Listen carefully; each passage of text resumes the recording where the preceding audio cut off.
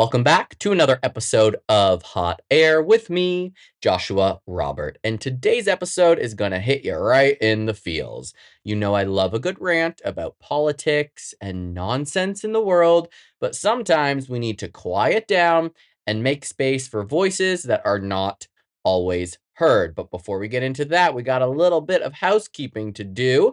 There are no visuals again for this episode today. Still in that heat wave nation here in San Diego. So I cannot bear the thought, again, of turning on the lights, closing all the windows, turning a fan off. I will not survive, but I think we're going to go back to regular temperatures next week. And then I'll be back with visuals. So, be back to the normal thing. You can still watch/listen on YouTube if that's where you happen to be or that's where you prefer. It will still be posted there, just no video.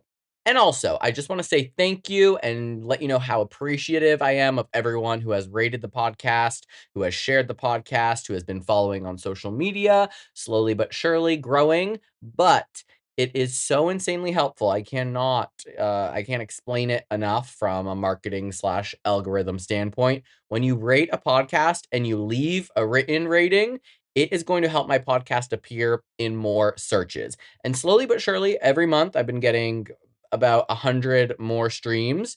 And, it's kind of sitting around a certain point at this point in time in early September 2025, depending on when you're listening to this.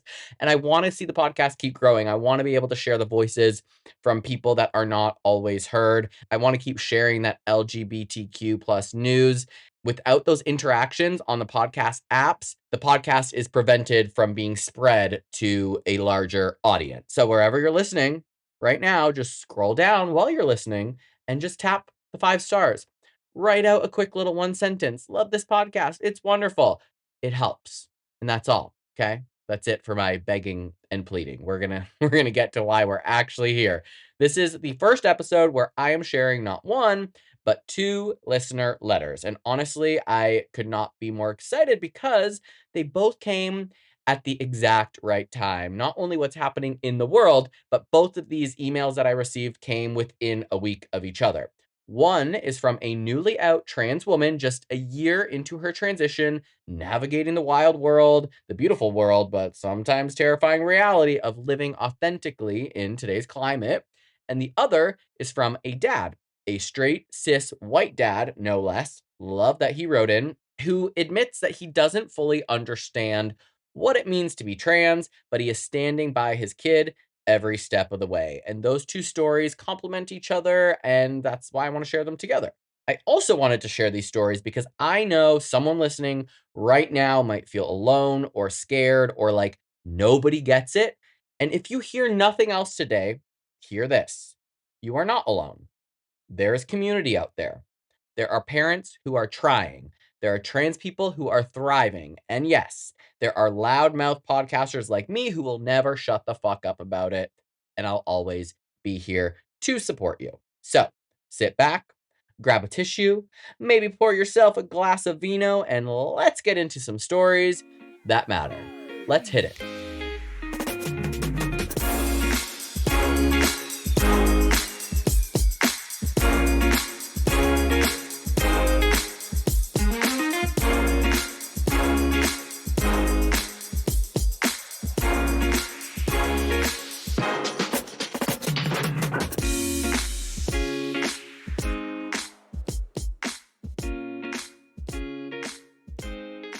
Listener letter number 1. Hi, I'd like to stay anonymous, but I wanted to share my story because honestly, I think if I had heard something like this when I was younger, I wouldn't have felt so alone. I grew up in this small town just outside of Salt Lake City. It was one of those places where everyone knows everyone and people don't really talk about things like gender or sexuality unless it's in whispers. From the time I was little, I felt wrong, like I was on the outside of my own body looking in. Everyone else seemed to just know how to be themselves, and for me, it felt like I was pretending every single day. Back then, I didn't know what transgender even meant. I didn't have words for what I was feeling. I just knew I didn't fit in the way people expected me to. I'd look in the mirror and think, why does it feel like the person I see is not me? Why do I feel like I'm playing a role that I did not sign up for? It wasn't until high school that something finally clicked. One night, I was watching TV, and for the very first time in my life, I saw a trans woman character. And I just froze. My heart started pounding, and I remember thinking, wait, that's me. That's what I've been feeling all of these years. And it was like suddenly my whole life made sense. I finally had a word. I finally had a way to explain what I could not before. I wasn't a boy who just felt different. I was a girl. I always had been. Telling my family was complicated. They didn't scream, they didn't kick me out, but they also didn't understand. At first, it was a lot of, "Are you sure?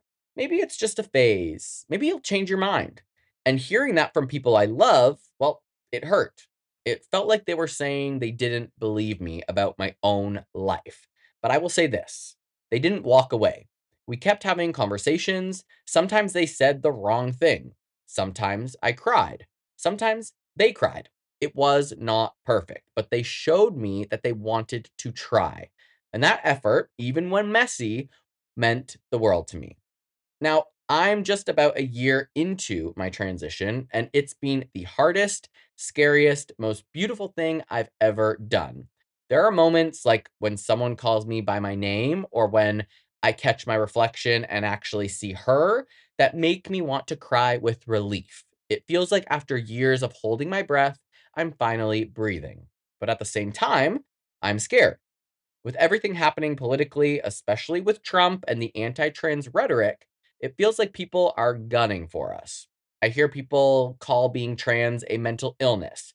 I see bills trying to erase our healthcare, our rights, our very existence, and I'd be lying if I said it does not terrify me. I think about kids who are like me, sitting in towns like the one I grew up in, feeling what I felt, except without the resources or support that I was lucky enough to have. It breaks my heart and it makes me angry. But here is the thing, I will not back down. I've lived in hiding, I've lived in fear, and living as someone I wasn't nearly killed me.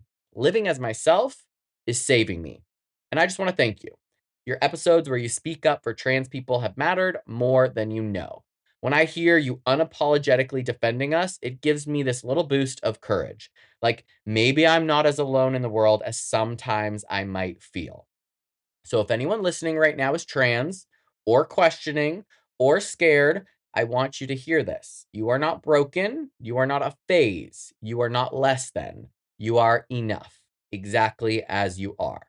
And yeah, the world might be loud and cruel sometimes, but your existence is louder and your truth is louder. With love, Anonymous. Ugh, I love that. I have chills all over my body. And I think what's so important about this, the biggest takeaway is that although people don't get it, like me as a gay man, a gay white man, I will never understand what it's like to be trans. I will never get it. Just as much as I will never understand what it is like to be straight or what it's like to be a lesbian or what it's like to be black because I am white as fuck. Hello. So I will never get that stuff. But that is someone else's truth. That is someone else's reality. It is not for me to question. And again, I'll question. Had like a weird accent there. It's not for me to question. And I always say this, unless you're hurting someone, unless you're murdering someone, unless you're stealing from someone, unless you are committing some type of assault, who gives a flying fuck? Allow everyone to be themselves. And I love that Anonymous had support from the family, even though they said the wrong things at times. They were willing to learn. And that is the biggest thing. That is what is so important. People get so defensive and so scared to make mistakes.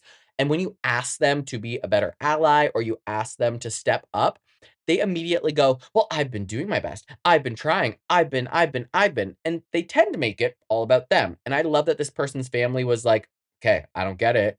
We're going to try. We're going to talk about this. We're going to have the conversation so that they can learn, so that they can try to understand. And that is so special and so important. And a lot of people do not have this. And just like Anonymous said, if you're listening and you're questioning or you are trans and you're scared to come out, I can't imagine how terrifying that is. It's scary enough to come out as lesbian or gay, but to completely change your identity so you can be who you are authentically is courageous. And I always say that I look up to trans people because they are the most courageous people of the LGBTQ community, or the most courageous people in the fucking world. Let's be fucking real here.